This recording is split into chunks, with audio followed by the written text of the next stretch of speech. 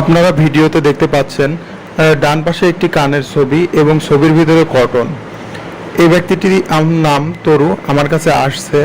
উনি বলছে আমার কানের ভিতরে কটন বাঁধতে চুলকাতে যেয়ে কটনটা ভিতরে থেকে গেছে।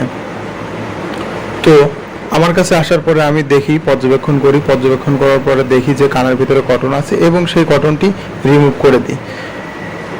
একদম পুরো কটন ছিল, পুরোটাই ভিতরে থেকে গেছে।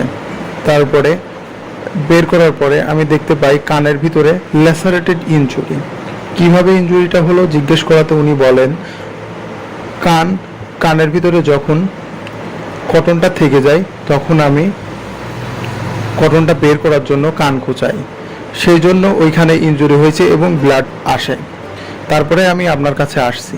উনি আসার পরে আমি সম্পূর্ণ কানের ভিতরে তুলাটা বের করে দিই এবং কানের ভিতরে যেটা দেখতে পাই ওয়াক্স বলতে কানের ময়লাটা বের করে দিই। কানের ময়লা থাকার কারণে মূলত ওনার কান চুলকাতো, যার কারণে উনি কটন বার বিভিন্ন জিনিস দিয়ে কান চুলকাতো।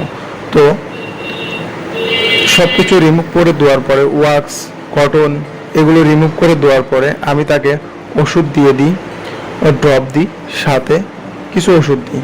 আশা করি তার কান আর চুলকাবে না। পরবর্তীতে তাকে নিষেধ করে দিই যেন কান চুলকালে কানের ভিতরে কটন বার, কাঠি এইগুলা যাতে না দেয়। এইগুলা দেওয়াতে কানের অনেক প্রকার ক্ষতি হতে পারে, যেমন পর্দায় আঘাত লাগতে পারে এবং কানের কোনো জায়গায় ইনজুরি হতে পারে।